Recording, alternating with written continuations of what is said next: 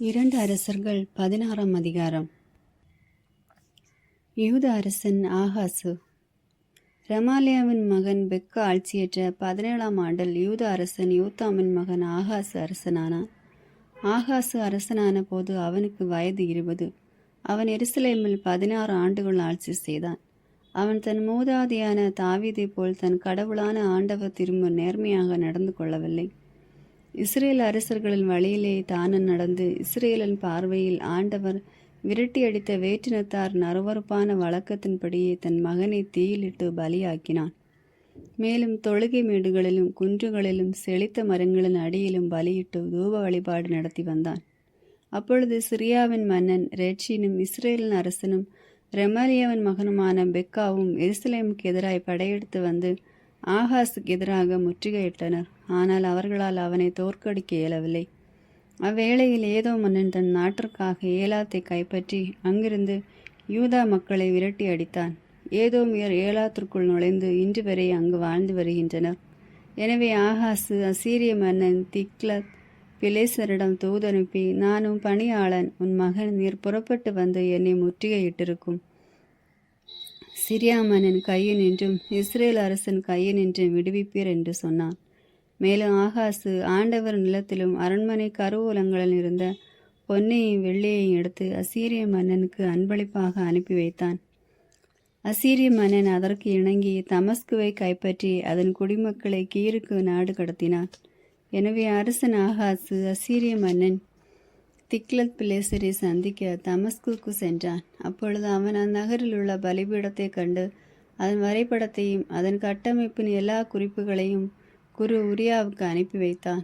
அரசன் ஆகாசு தமஸ்குவிலிருந்து அனுப்பிய பலிபீட கட்டமைப்பின் எல்லா குறிப்புகளுக்கும் ஏற்ப குரு உரியா அவன் திரும்பி வருவதற்குள் கட்டி முடித்தார். அரசன் தமஸ்குவிலிருந்து திரும்பி வந்தான். அவன் பலிபீடத்தை கண்டு நெருங்கி சென்றான். அவன் எரிபலியும் உணவு படையிலும் அதில் செலுத்தி நீர்ம படையிலே வார்த்தான்.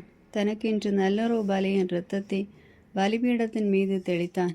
மேலும் அவன் ஆண்டவர் திருமுனிருந்த வெண்கல பலிபீடத்தை கோவிலின் முன்புறம் இருந்து அகற்றி தன் பலிபீடத்திற்கு ஆண்டவரின் இல்லத்திற்கும் இடையே வடப்புறத்தில் வைத்தான். பிறகு அரசன் ஆகாசு குரு உரியாவை நோக்கி, பெரிய பலிபீடத்தின் மேல் காலை எரிபலியையும் மாலை உணவு படையிலையும் அரசனின் எரிபலியையும் உணவு படையிலையும் நாட்டு மக்கள் அனைவரின் எரிபலியையும் உணவு படையிலையும் நீர்ம படையிலையும் செலுத்தி எரிபலிகளின் எல்லா இரத்தத்தையும் பற்றி மற்ற பலிகளின் எல்லா இரத்தத்தையும் அதன் மேல் தெளிப்பீர். வெண்கல பலிபீடம் திருவுளத்தை நான் அறிவதற்கென்று இருக்கட்டும் என்றான். அரசன் ஆகாசு கட்டளையிட்டபடியே அனைத்தையும் குரு உரியா செய்தார். அப்பொழுது அரசன் ஆகாசு சக்கர தாங்கைகளை பிரித்து கொப்பரைகளை அவற்று நின்று அகற்றினான். வெண்கல நீர் தொட்டியை காளைகளை நின்று அகற்றி அதனை கல் தளத்தின் மீது வைத்தான். மேலும் அசீரிய மன்னன் விருப்பத்திற்கிணங்க ஆண்டவர் நிலத்தில் அமைக்கப்பட்டிருந்த அரியணை மேடையும் வெளியில் இருந்த அரச நுழைவாயிலையும் அவன் அகற்றினான். ஆகாசு செய்த பிற செயல்கள் யூத அரசர்களின் குறிப்பேட்டில் எழுதப்பட்டுள்ளன அல்லவா? ஆகாசு தன் மூதாதையாரோடு துயில் கொண்டு தாவீது நகரில் அடக்கம் செய்யப்பட்டான். அவனுக்கு பின் அவன் மகன் எசேக்கியா அரசரானார். இஸ்ரேல் 17ஆம் அதிகாரம். இஸ்ரேல் அரசன் ஓசேயா. யூத அரசன் ஆகாசு ஆட்சியேற்ற 12ஆம் ஆண்டில் ஏலாவின் மகன் ஓசேயா சமாரியாவின் அரசனாகி இஸ்ரேலின் மீது 9 ஆண்டுகள் ஆட்சி செய்தான். அவன் ஆண்டவரின் பார்வையில் தீயதெனப்பட்டதை செய்தான். ஆயினும் முன்பிருந்த இஸ்ரேல் அரசர்களைப் போல் அவ்வளவு தீயவனாக இல்லை.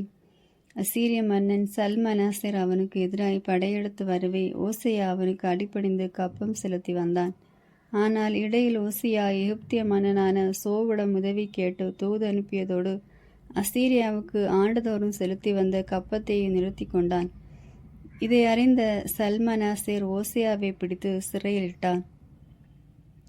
சமாரியாவின் வீழ்ச்சி. பின்னர் அசீரிய மன்னன் நாடு முழுவதன் மேலும் படையெடுத்து சமாரியாவுக்கு வந்து அதை 3 ஆண்டு அளவு முற்றுகையிட்டான். ஓசையா ஆட்சியேற்ற 9ஆம் ஆண்டில் அசீரிய மன்னன் சமாரியாவை கைப்பற்றி இஸ்ரேலரை அசீரியாவுக்கு நாடு கடத்தினான். அவர்களை அலகிலும் கோசானின் ஆபேர் நதிக்கரையிலும் மேதியர் நதி நகர்களிலும் குடியேற்றினான். ஏனெனில் இஸ்ரேல் மக்கள் தங்களது எகிப்து நாட்டு நின்றும் அந்நாட்டு மன்னன் பார்வோனின் கையினின்று விடுவித்திருந்த தங்கள் கடவுளான ஆண்டவருக்கு எதிராய் பாவம் செய்து வேற்று தெய்வங்களை தொழுது வந்தனர். மேலும் இஸ்ரேல் மக்கள் முன்னிலையிலிருந்து ஆண்டவர் விரட்டியடித்த வேற்றினத்தாரின் விதிமுறைகளின்படியும் இஸ்ரேல் அரசர்கள் புகுத்திய வழக்கங்களின்படியும் நடந்து வந்தனர். இஸ்ரேல் மக்கள் கடவுளாகிய ஆண்டவருக்கு எதிராக தகாதனவற்றை மறைவாய் செய்தனர். மேலும் காவல் மாடம் முதல் அரண்சூழ் கோட்டை வரை எல்லா நகர்களிலும் தங்களுக்கு தொழுகை மேடுகளை அமைத்து கொண்டனர். உயர்குன்றுகளிலும் பசுமையான மரங்களின் அடியிலும் நடுக்கற்களையும் அசோகர கம்பங்களை அமைத்து கொண்டனர். அங்கு அவர்கள் தூபம் காட்டி அம்மேடுகள் அனைத்திலும் ஆண்டவர் அவர்கள் முன்னிலையிலிருந்து விரட்டியடித்த வேற்றினத்தாரை போல் தீயென புரிந்து ஆண்டவருக்கு சினமூட்டினர். இக்காரியத்தை நீங்கள் செய்யலாகாதென ஆண்டவர் அவர்களுக்கு உரைத்திருந்தாலும் அவர்கள் சிலைகளை வழிபட்டு வந்தனர். ஆயினும் ஆண்டவர் எல்லா இறைவாக்கினர் திருக்காட்சியாளர் மூலம் இஸ்ரேலுக்கு யூதாவுக்கு விடுத்திருந்த எச்சரிக்கை இதுவை: உங்கள் தீய வழிகளை விட்டு திரும்புங்கள். உங்கள் மூதாதையாருக்கு நான் கட்டளையிட்டு என் அடியார்களாகிய இறைவாக்கினர் மூலம் நான் அறிவித்த திருச்சட்டத்தின்படி என் கட்டளைகளையும் நியமங்களையும் கடைபிடியுங்கள். ஆனால் அவர்களோ செவி கொடுக்கவில்லை. அவர்கள் மூதாதையார் தங்கள் ஆண்டவர் மீது நம்பிக்கை இழந்த பணிய மறுத்தது போல் அவர்களும் வணங்கா கழுத்துள்ளவர்களாக இருந்தனர். ஆண்டவரின் நியமங்களையும் தங்கள் மூதாதையாரோடு அவர் செய்திருந்த உடன்படிக்கையும் தங்களுக்கு அவர் விடுத்திருந்த எச்சரிக்கையும் புறக்கணித்து வீணானவற்றை பின்பற்றி வீணராயினர். வேற்றினத்தாரை பின்பற்றலாகாது என்ற ஆண்டவரிட்ட கட்டளைக்கு மாறாக தங்களை சூழ்ந்திருந்த அவர்களை பின்பற்றி நடந்தனர். தங்கள் கடவுளான ஆண்டவரின் எல்லா கட்டளைகளையும் கைவிட்டனர். 2 கன்றுகளை தங்களுக்கென வார்த்து கொண்டு அசோகர கம்பம் நிறுத்தி வானத்தின் அணிகளுக்கு தலைவணங்கி பாகாலை வழிபட்டனர். தங்கள் புதல்வரையும் புதல்வியரையும் நெருப்பில் பலியிட்டனர். குறி கேட்டும் சூனியம் வைத்து வந்தனர். ஆண்டவரின் பார்வையில் தீயதெனப்பட்டதை செய்து அவருக்கு சினமூட்டுமாறு தங்களையே விற்றுவிட்டனர். எனவே ஆண்டவர் இஸ்ரேல் மேல் மிகவும் சினமுற்று அவர்களை தம் திருமுன் நின்று தள்ளிவிட்டார். யூத குலத்தார் மட்டுமே எஞ்சியிருந்தனர். யூத குலத்தாரும் தங்கள் கடவுளான ஆண்டவரின் கட்டளைகளை கடைபிடிக்காது இஸ்ரேலின் விதிமுறைகளை பின்பற்றி வந்தனர். எனவே ஆண்டவர் இஸ்ரேலின் வழிமரபினர் அனைவரையும் கைவிட்டு அவர்களை ஒடுக்கி கொள்ளைக்காரன் கையில் ஒப்புவித்து தம் திருமுன் நின்று தள்ளிவிட்டார். அவர் இஸ்ரேலை தாவீதின் மரபினின்று வெட்டி பிரித்த போது நெபாற்றின் மகன் ஏரோபாமை தங்களுக்கு அரசனாக ஏற்படுத்தி கொண்டனர். ஏரோபாம் இஸ்ரேலர் ஆண்டவரை விட்டு விலகும்படி செய்து அவர்களை பெரும் பாவத்திற்கு உள்ளாக்கியிருந்தான். இவ்வாறு ஏரோபாம் நடந்த பாவ வழிகள் அனைத்திலும் இஸ்ரேல் மக்கள் நடந்து வந்தனர். அவற்றை விட்டு அவர்கள் விலகவில்லை. ஆண்டவர் தம் அடியாரான இறைவாக்கினர் அனைவரின் வாயிலாக உரைத்திருந்தபடி அவர்களை தமது திருமுன்னு நின்று முற்றும் தள்ளிவிடும் வரை அவர்கள் அந்த பாவ வழிகளை விட்டு விலகவில்லை. எனவே இஸ்ரேலர் தமது சொந்த நாட்டு நின்று அசீரியாவுக்கு நாடு கடத்தப்பட்டு இன்று வரை அங்கே இருக்கின்றனர். அசீரியர் இஸ்ரேலில் குடியேறுதல். பாபிலோன், கூத்தா, அவ்வா, ஆமாத்து, செவர்வையும் ஆகியவற்றினின்று அசீரிய மன்னன் ஆட்களை கொண்டு வந்து இஸ்ரேல் மக்களுக்கு பதிலாக சமாரியா நகர்களில் குடியேற்றினார். அவர்கள் சமாரியாவை உரிமையாக்கி கொண்டு அதன் நகர்களில் வாழ்ந்து வந்தனர். அவர்கள் அங்கு வாழத் தொடங்கிய போது ஆண்டவருக்கு அஞ்சி நடக்கவில்லை. எனவே ஆண்டவர் அவர்கள் நடுவே சிங்கங்களை ஏவிவிட அவை அவர்களுள் சிலரை கொன்று போட்டன. எனவே அசீரிய மன்னனுக்கு இவ்வாறு தெரிவிக்கப்பட்டது: நாட்டு நின்று அப்புறப்படுத்தி சமாரியாவின் நகர்களில் நீர் குடியேற்றிய இந்த மக்களுக்கு அந்நாட்டு கடவுளை வழிபடும் முறை தெரியாது. எனவே அவர் அவர்களுக்கிடையே சிங்கங்களை அனுப்பியுள்ளார். இதோ அவை அவர்களை கொன்று கொண்டிருக்கின்றன. ஏனெனில் அவர்களும் அந்நாட்டு கடவுளை வழிபடும் முறை தெரியாது. எனவே அசீரிய மன்னன், நீங்கள் சமாரியாவிலிருந்து நாடு கடத்தியிருக்கும் குருக்கள் ஒருவன் அங்கு திரும்பி செல்லட்டும். அவன் அங்கே சென்று அவர்களுடன் தங்கியிருந்து தம் மக்களுக்கு அந்நாட்டு கடவுளை வழிபடும் முறையை கற்பிக்கட்டும் என்று கட்டளையிட்டான். அவ்வாறே சமாரியாவிலிருந்து நாடு கடத்தப்பட்ட குருக்கள் ஒருவன் பெத்தேலுக்கு வந்து அங்கே தங்கியிருந்து ஆண்டவருக்கு அஞ்சி வாழும் முறை பற்றி கற்றுக் கொடுத்தான். ஆயினும் ஒவ்வொரு இனத்தாரும் தம் தெய்வங்களுக்கும் தம் குடியேறிய நகர்களில் சிலை செய்து சமாரியர் முன்பு அமைத்திருந்த தொழுகை மேடுகளில் வைத்து கொண்டனர். பாபிலோனியர் சுக்கோத்து, பெனாத்து சிலை, கூத்தியர் நேர்கால் சிலையும், ஆமாத்தியர் அசாமா சிலையும், அவ்வியர் நிபுகசு, தத்தாக்கு சிலைகளையும் செய்து வைத்து கொண்டனர். மேலும் செவர்வையார் தம் நாட்டு தெய்வங்களான அதிரமெலாக்கு, அனமெலாக்கிற்கு தங்கள் பிள்ளைகளை தீயிலிட்டு பலி கொடுத்தனர். அவர்கள் ஆண்டவரை வழிபட்டு வந்தனர். ஆயினும் தொழுகை மேடுகளில் பணிபுரிய தங்களுக்குள் அர்ச்சகர்களை நியமித்து கொண்டனர். அவர்கள் ஆண்டவரை வழிபட்டு வந்த போதிலும் எங்கிருந்து அப்புறப்படுத்தப்பட்டிருந்தார்களோ அங்கிருந்த வழக்கப்படியே தம் தெய்வங்களை வணங்கி வந்தனர். இன்று வரை அவர்கள் தங்கள் முன்னைய வழக்கத்தையே கை கொண்டுள்ளனர். ஆண்டவரிடம் அவர்கள் அச்சம் கொள்வதில்லை. மேலும் ஆண்டவரால் இஸ்ரேல் என்று பெயரிடப்பட்ட யாக்கோபின் மக்களுக்கு கட்டளையிட்ட நியமங்களையும் விதிமுறைகளையும் சட்டத்தையும் கட்டளைகளையும் கடைபிடிப்பதில்லை. ஆண்டவர் இஸ்ரேலரோடு உடன்படிக்கை செய்து அவர்களுக்கு இட்ட கட்டளை இதுவே: வேற்று தெய்வங்களுக்கு அஞ்ச வேண்டாம், அவைகளை வணங்கி வழிபடவும் வேண்டாம், அவைகளுக்கு பலியிடவும் வேண்டாம். ஆனால் உங்களை பேராற்றலோடும் ஓங்கிய பேத்தோடும் எகிப்து நாட்டிலிருந்து அழைத்து வந்த ஆண்டவருக்கு மட்டுமே நீங்கள் அஞ்ச வேண்டும். அவரையே வணங்கி வழிபட வேண்டும். அவருக்கே பலி செலுத்த வேண்டும். அவர் உங்களுக்கு எழுதி தந்த நியமங்களையும் விதிமுறைகளையும் சட்டத்தையும் கட்டளைகளையும் எந்நாளும் கருத்தோடு கடைபிடித்து வாழுங்கள். வேற்று தெய்வங்களுக்கு அஞ்சாதீர்கள். நான் உங்களோடு செய்த உடன்படிக்கையை மறவாதீர்கள். வேற்று தெய்வங்களுக்கு அஞ்சாதீர்கள். உங்கள் கடவுளாகிய ஆண்டவருக்கு அஞ்சி நடங்கள். அவரே உங்கள் எதிரிகள் அனைவரின் கையில் நின்று உங்களை விடுவிப்பார். ஆயினும் அவ்வேற்றினத்தார் அதற்கு செவி கொடாமல் அவர்களது முன்னைய வழக்கத்தின்படியே செய்து வந்தனர். அவர்கள் ஆண்டவரை வழிபட்டு வந்த போதிலும் தங்கள் தெய்வ சிலைகளை வணங்கி வந்தனர். இன்று வரை அவர்களுடைய பிள்ளைகளும் பேரப்பிள்ளைகளும் அவர்கள் மூதாதையரைப் போலவே செய்து வருகின்றனர். 18ஆம் அதிகாரம். யூத அரசர் எசேக்கியா. இஸ்ரேல் அரசன் ஏலாவின் மகன் ஓசியா ஆட்சியற்ற 3ஆம் ஆண்டில் ஆகாசின் மகன் எசேக்கியா யூதாவின் அரசனானார். அப்போது அவருக்கு வயது 25. அவர் எருசலேமில் 29 ஆண்டுகள் ஆட்சி செய்தார்.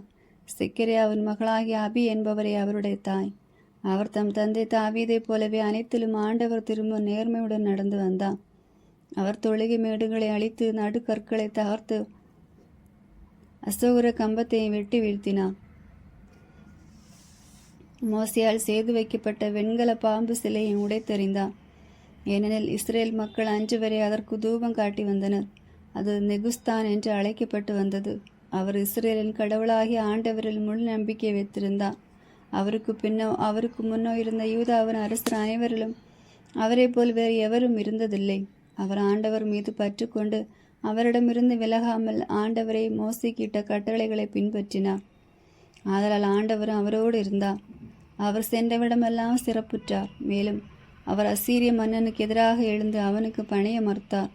அவர் பெலிஸ்தீரை காவல் மாடம் முதல் அரண்சூல் நகர் வரை காசாவினின்றும் அதன் எல்லைக்குள்ளிருந்து விரட்டி அடித்தார். இஸ்ரேல் அரசன் ஏலாவின் மகனான ஓசையா ஆட்சியேற்ற 7ஆம் ஆண்டில், அதாவது அரசர் எசேக்கியாவின் 4ஆம் ஆட்சி ஆண்டில், அசீரிய மன்னன் சல்மனாசர் சமாரியாவுக்கு எதிராக வந்து அதை முற்றுகையிட்டான். 3 ஆண்டுகளின் முடிவில் அவன் அதை கைப்பற்றினான். அரசர் எசேக்கியா ஆட்சியேற்ற 6ஆம் ஆண்டில், அதாவது இஸ்ரேல் அரசன் ஓசாவின் 9ஆம் ஆட்சி ஆண்டில் சமாரியா கைப்பற்றப்பட்டது. அசீரிய மன்னன் இஸ்ரேல் அசீரியாவுக்கு நாடு கடத்தினான். அவர்களை அலகிலும் கோசனின் ஆபோர் நதிக்கரையிலும் மேதிய நகர்களிலும் குடியேற்றினான். ஏனெனில் அவர்கள் தங்கள் கடவுளாகிய ஆண்டவரின் குரலுக்கு செவி கொடுக்காமல் அவரது உடன்படிக்கையையும் ஆண்டவரின் ஊழியர் மோசையிட்ட கட்டளைகள் யாவற்றையும் மீறினார்கள். அவர்கள் செவி கொடுக்கவும் இல்லை, கீழ்ப்படியவும் இல்லை. அசீரியர் எருசலேமை தாக்குதல். எசேக்கியா ஆட்சியேற்ற 14ஆம் ஆண்டில் அசீரிய மன்னன் சனகெரிபு யூதாவில் இருந்த அரண்சூல் நகர்கள் அனைத்தையும் முற்றுகையிட்டு கைப்பற்றினான். அப்போது யூதா அரசர் எசேக்கியா லாக்சியில் இருந்த அசீரிய மன்னனிடம் தூதனுப்பி, நான் பாவம் செய்து விட்டேன், எனவே என்னை விட்டு திரும்பி செல்லும், நீர் கேட்பதை நான் தந்து விடுகிறேன் என்றான். அப்படியே அசீரிய மன்னன் யூதா அரசர் எசேக்கியாவை 12,000 கிலோகிராம் வெள்ளியை 1200 கிலோகிராம் பொன்னும் செலுத்துமாறு கட்டளையிட்டான். எசேக்கியா ஆண்டவரது இல்லத்திலும் அரசரது அரண்மனை கருவூலங்களிலும் காணப்பட்ட எல்லா வெள்ளியையும் கொடுத்தார். இச்சமயம் யூதா அரசர் எசேக்கியா ஆண்டவரின் இல்ல கதவுகளிலும் கதவு நிலைகளிலும் தாம் பதித்திருந்த பொன் தகடுகளை கழற்றி அசீரிய மன்னனுக்கு கொடுத்தார். ஆயினும் அசீரிய மன்னன் லாக்கியிலிருந்து தர்த்தானையும் ராப்சாரியையும் ராப்சாக்கோலையும் பெரும் படையுடன் எருசலேமுக்கு அரசர் எசேக்கியாவுக்கு எதிராக அனுப்பினான். இவர்கள் புறப்பட்டு எருசலேமை வந்தடைந்து வண்ணான்துறை வழி அருகில் உள்ள மேல்குளத்து கால்வாய் அருகே நின்றனர். அப்போது அவர்கள் அரசரை தங்களிடம் அழைத்தனர். ஆனால் அரண்மனையின் மேலாளரும் லெக்கியாவின் மகனுமான எலியாக்கிமும் எழுத்தாளனான செபுனாவும் அரசருடைய பதிவாளனும் ஆசாபின் மகனுமான யோவாகும் அவர்களை சந்திக்க சென்றனர். அப்பொழுது ராப்சாக்கே அவர்களை பார்த்து, நீங்கள் எசேக்கியாவுக்கு கீழ்கண்டவாறு கூறுங்கள். பேரரசராகிய அசீரிய மன்னர் கூறுவது இதுவே: உனது துணிச்சலின் காரணம் என்ன? வெறும் சொற்கள், போர் தந்திரமும் வீரமும் ஆகிவிடுமா? யாரை நம்பி என்னை எதிர்க்க துணிகிறாய்? இதோ பார், தன் மீது சாய்பவனின் உள்ளங்கையை குத்தி கிழக்கும் அளவு பிளவுபட்ட நாணல் குச்சியான எகிப்தின் மேல் நம்பிக்கை வைத்திருக்கிறாய். எகிப்திய மன்னனான பார்வோனும் தன்னை நம்புகிற யாவருக்கும் அவ்விதமே செய்வான். நீ ஒருவேளை எங்கள் கடவுளான ஆண்டவரின் பேர் நாங்கள் நம்பிக்கை வைத்திருக்கிறோம் என்று சொல்லலாம். ஆனால் யூத மக்களையும் எருசலேம் மக்களையும் பார்த்து, நீங்கள் எருசலேமில் இருக்கும் பலிபீடத்தில் மட்டும் வழிபடுங்கள் என்று கட்டளையிட்ட பொழுது, எசேக்கியாவாகிய நீ அவருடைய தொழுகை மேடுகளையும் பலிபீடங்களையும் அழிக்கவில்லையா? இப்பொழுது என் தலைவராகிய அசீரிய மன்னன் சார்பாக சவால் விடுகிறேன். நான் உனக்கு 2000 குதிரைகளை தருவேன். அவற்றுக்கு தேவையான குதிரை வீரர்களை உன்னால் தர முடியுமா? தேர்களும் குதிரை வீரர்களும் எகிப்தை நம்பியிருக்கும் உன்னால் என் தலைவரின் பணியாளர்கள் கடையனான ஒரு படைத்தலைவனை கூட எதிர்த்து நிற்க முடியுமா? ஆண்டவரின் திருவிழம் அறியாமலா நான் இவ்விடத்தை அழிக்க வந்துள்ளேன். ஆண்டவர் என்னை பார்த்து, நீ புறப்பட்டு சென்று அந்நாட்டை அழித்துவிடு என்று கூறியுள்ளார் என்றான். அப்போது லெக்கியாவின் மகன் எலிக்கியாமும் செபனாவும் யோவாகும் ராப்சாக்கியை நோக்கி, உன் பணியாளராகிய எங்களோடு சிறிய மொழியிலே பேசும், அது எங்களுக்கு புரியும். மதிலின் மேல் இருக்கும் மக்கள் காதில் விழும்படியாக யூத மொழியில் எங்களோடு பேச வேண்டாம் என்றனர். அதற்கு அவன் அவர்களிடம், என் தலைவர் என்னை அனுப்பியது உங்கள் தலைவரிடமும் உங்களிடமும் மட்டுமா? இல்லை, தங்கள் மரத்தை தின்ற தங்கள் சிறுநீரை குடித்து உங்களுடன் மடியவிருக்கும் மதுசுவர் ஆட்களுக்கு இது புரியட்டும் என்றான்.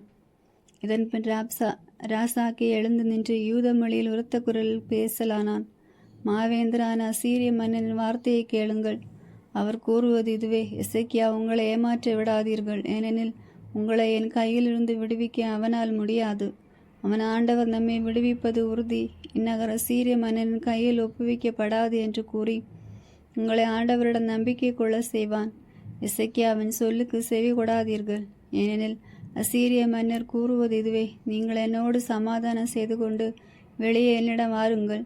நீங்கள் ஒவ்வொருவரும் தம் சொந்த திராட்சை கொடியின் பழத்தை சுவைத்து தம் சொந்த அத்திமரத்தின் பழத்தை தின்று சொந்த கிணற்றின் தண்ணீரை குடிக்கலாம். பின் நான் வந்து உங்கள் நாட்டை போன்ற ஒரு நாட்டுக்கு தானியமும் திராட்சை கனியும் மிக்க நாட்டுக்கு அப்பவும் திராட்சை தோட்டமும் மிகுந்த நாட்டுக்கு ஒலிவ மரங்களும் தேனும் மிகுந்த நாட்டுக்கு உங்களை அழைத்து செல்வேன். நீங்கள் சாகாமல் உயிரோடு இருக்க பாருங்கள். ஆண்டவர் நம்மை காப்பார் என்று கூறி உங்களை ஏமாற்றும் எசேக்கியாவுக்கு செவி கொடாதீர்கள். எந்த ஒரு நாட்டின் தெய்வமாவது தன் நாட்டை அசீரிய மன்னரிடமிருந்து மீட்டதுண்டா? ஆமாத்து, அர்பாதின் அவர்களின் தெய்வங்கள் எங்கே? செபர்வாய், ஏனா, இவ்வா ஆகியவற்றின் தெய்வங்கள் எங்கே? அவை சமாரியாவை என் கையினின்று விடுவித்தனவா? அதனை நாடுகளின் தெய்வங்களில் ஒன்றாவது தன் நாட்டை என் கையினின்று விடுவித்ததுண்டா? அப்படி இருக்க ஆண்டவரால் எவ்வாறு எருசலேமை என் கையினின்று விடுவிக்க முடியும்? ஆனால் மக்கள் மௌனமாயிருந்தனர். ஒரு வார்த்தை கூட பதில் கூறவில்லை. ஏனெனில் அவனுக்கு ஒரு பதிலும் கூற வேண்டாம் என்று அரசர் கட்டளையிட்டிருந்தார்.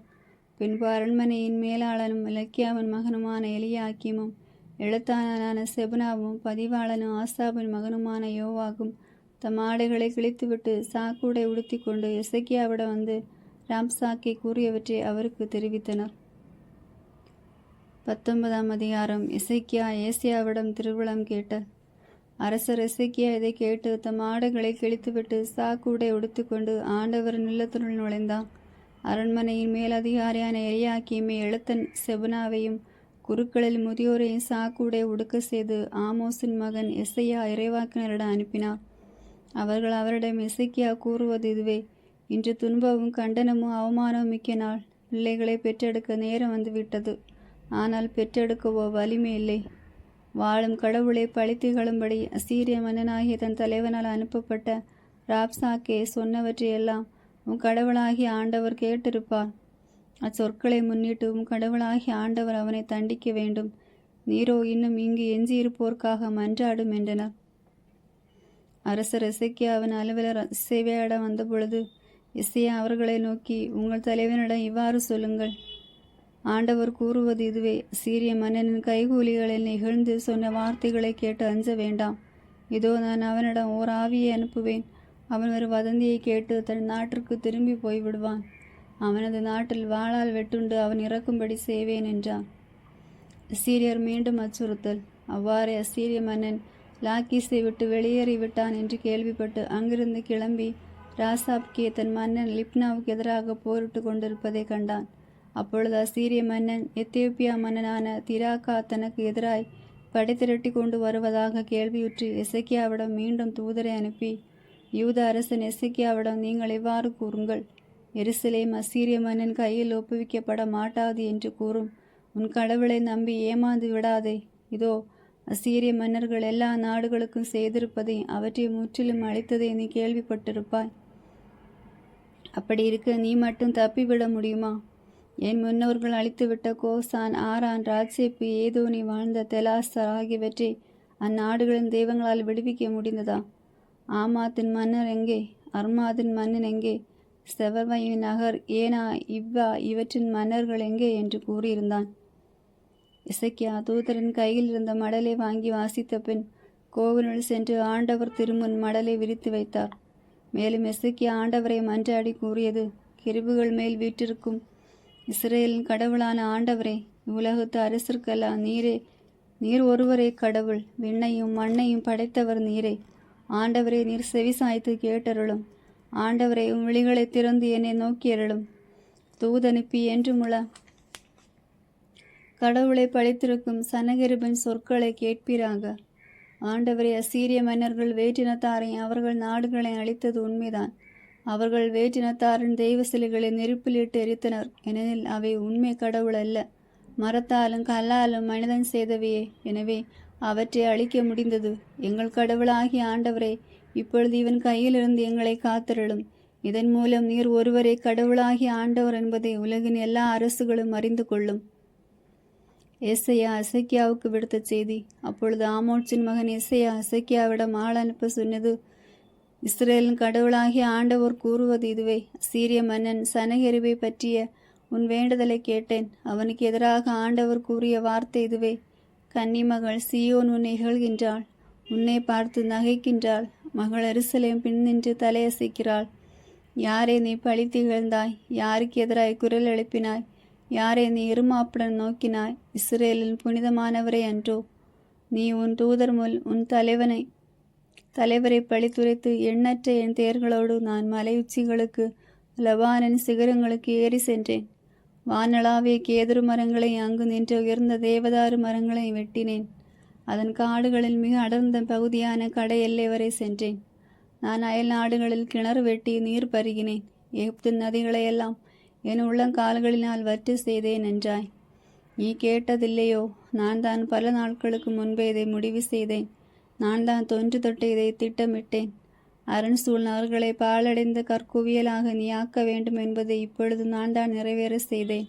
அவற்றின் குடிமக்கள் வலிமை இழந்து கலக்கமுற்று அவமானம் அடைந்தனர். வயல்வெளி புல் போலவும் கூரைகளில் முளைத்து வளரும் முன்னே பட்டுப்போகும் பச்சை பூண்டு போலவும் ஆயினர். நீ இருப்பது போவதும் வருவதும் எனக்கு தெரியும். எனக்கு எதிராக நீ பொங்கி எழுவதை நான் அறிவேன்.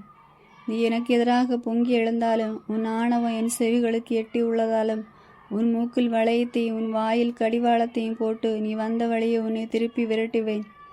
எசேக்கியா, இதோ உனக்கு ஒரு அடையாளம் தருகிறேன். இவ்வாண்டு தானாக விளைவதை நீ உண்பாய். அடுத்த ஆண்டு அதன் முளையிலிருந்து விளைவதை உண்பாய். ஆனால் 3ஆம் ஆண்டில் நீ விதைத்தது அறுவடை செய்வாய். திராட்சை செடிகளை நட்டு அவற்றின் கனிகளை உண்பாய். யூதா வீட்டில் எஞ்சியவை எல்லாம் கீழே வேரூன்றி மேலே பயன் அளிக்கும். ஏனெனில் எஞ்சியோர் எருசலேமிலிருந்து வெளியேறுவர். உயிர் பிழைத்தோர் சீயோன் மலையின் என்று புறப்படுவர். படைகளின் ஆண்டவரது ஆர்வமே இதை நிறைவேற்றும். ஆதலால் ஆண்டவர் அசீரிய மன்னனை குறித்து இவ்வாறு கூறுகிறான், இந்நகருக்குள் அவன் நுழைய மாட்டான், அதில் அம்பு எய்ய மாட்டான், அதை எதிர்த்து கேடயத்துடன் வரமாட்டான், அதற்கு எதிராக முற்றுகை தளம் எழுப்ப மாட்டான், அவன் வந்த வழியே திரும்பி போவான், இந்நகருக்குள் நுழையவே மாட்டான் என்கிறார் ஆண்டவர். இந்நகரை நான் பாதுகாப்பேன், என் பொருட்டும் என் ஊழியன் தாவீதின் பொருட்டும் நான் அதை விடுவிப்பேன். அன்றிரவு ஆண்டவரின் தூதர் புறப்பட்டு சென்று அசீரியரின் பாளையத்தில் 180,000 பேரை கொன்றார். மக்கள் காலையில் எழுந்தபோது அங்கு அனைவரும் செத்து பிணமாய் கிடந்ததை கண்டனர். எனவே அசீரிய மன்னன் சனகரிபு திரும்பி சென்று நினிவேயில் தங்கியிருந்தான். தன் தெய்வமாகிய நிஸ்ரோக்கின் கோவிலில் அவன் வழிபாடு செய்து கொண்டிருந்த பொழுது அவன் புதல்வர்களாகிய அதிரமெலேக்கும் சரேசரும் அவனை வாளால் வெட்டி கொன்றுவிட்டு அரராத் நாட்டிற்கு தப்பி ஓடிவிட்டனர். அவனுடைய மகன் ஏசாகத்தேன் அவனுக்கு பின் அரசனானான். 20ஆம் அதிகாரம். அரசன் எசேக்கியாவின் நோய் குணமாதல். அந்நாட்களில் எசேக்கியா நோயிற்று சாகும் தருவாயில் இருந்தான். ஆமோட்சின் மகன் நிறைவாக்கினர் எசேயா அவரிடம் வந்து, ஆண்டவர் இவ்வாறு கூறுகிறார், நீர் உமது வீட்டு காரியங்களை ஒழுங்குபடுத்தும், ஏனெனில் நீர் சாவு நின்று பிழைக்க மாட்டீர் என்றான். எசேக்கியா சுவர் பக்கமாய் முகத்தை திருப்பிக் கொண்டு ஆண்டவரை நோக்கி, ஆண்டவரை, நான் எப்படியும் திரும்பவும் முற்றிலும் நம்பிக்கைக்குரியவனாய் நடந்து கொண்டேன் என்பதையும் உமது பார்வையில் நேர்மையானதை செய்தேன் என்பதையும் நினைத்தருளும் என்று வேண்டுதல் செய்து கதறி எழுதான். எசேயா அரண்மனை முற்றத்தின் நடுப்பகுதியை கடப்பதற்குள் ஆண்டவரது வார்த்தை அவருக்கு வெளியாயிற்று. நீ திரும்பி போய் என் மக்களின் தலைவனான எசேக்கியாவை நோக்கி, உன் தந்தை தாவீதின் கடவுளாகி ஆண்டவர் கூறுவது இதுவே, உன் மன்றாட்டை கேட்டேன், உன் கண்ணீரையும் கண்டேன், இதோ உன்னை குணப்படுத்துவேன்.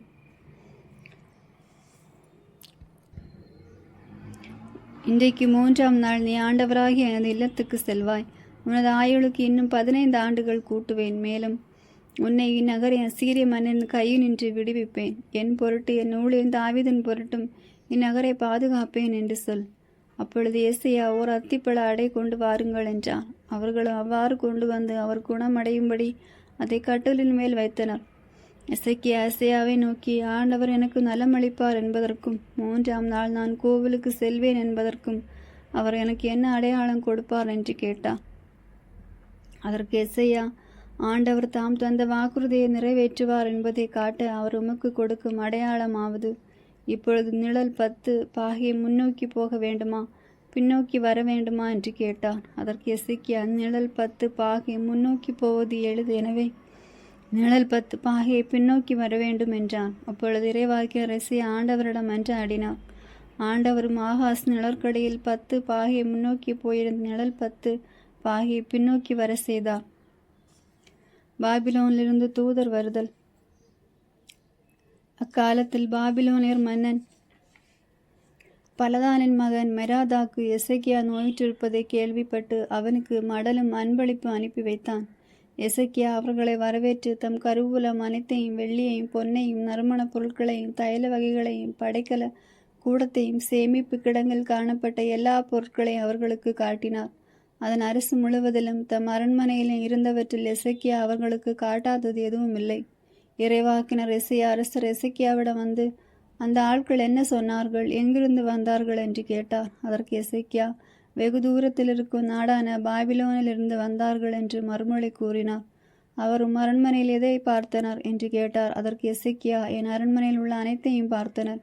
என் சேமிப்பு கிடங்கில் நான் அவர்களுக்கு காட்டாதது எதுவும் இல்லை என்றான். அப்பொழுது எசேக்கியாவை நோக்கி, ஆண்டவர் கூறுவதை கேளும். இதோ நாட்கள் வரும், அப்போது உன் அரண்மனை பொருட்கள் அனைத்தும் உன் மூதாதையார் இன்று வரை சேகரித்து வைத்துள்ள யாவும் ஒன்று விடாமல் பாபிலோன் நகருக்கு கொண்டு போகப்படும். மேலும் நீ பெற்றெடுத்துள்ள உன் சொந்த புதல்வர் சிலர் கைது செய்யப்பட்டு பாபிலோன் மன்னனின் அரண்மனையில் அன்னகராயிருப்பர் என்று சொன்னார். அப்பொழுது எசேக்கியா எசேயாவை நோக்கி, ஆண்டவரின் வார்த்தையாகிய நீர் கூறியது நல்வாக்கே என்றார். ஏனெனில் அவர் தம் வாழ்நாட்களில் அமைதியும் பாதுகாப்பும் இருந்தால் போதும் என்று எண்ணிக்கொண்டிருந்தார். எசேக்கியா ஆட்சியின் முடிவு. எசேக்கியாவின் பிற செயல்களும் அவரது பேராற்றலும், அவர் குளமொன்று வெட்டி கால்வாய் அமைத்து தண்ணீரை நகருக்குள் கொண்டு வந்ததும் யூத அரசர்களின் குறிப்பேட்டில் எழுதப்பட்டுள்ளன அல்லவா. எசேக்கியா தம் மூதாதையருடன் துயில் கொண்ட பின் அவருக்கு பதிலாக அவர் மகன் மனாசே அரசனானான். ஆமென். God bless you.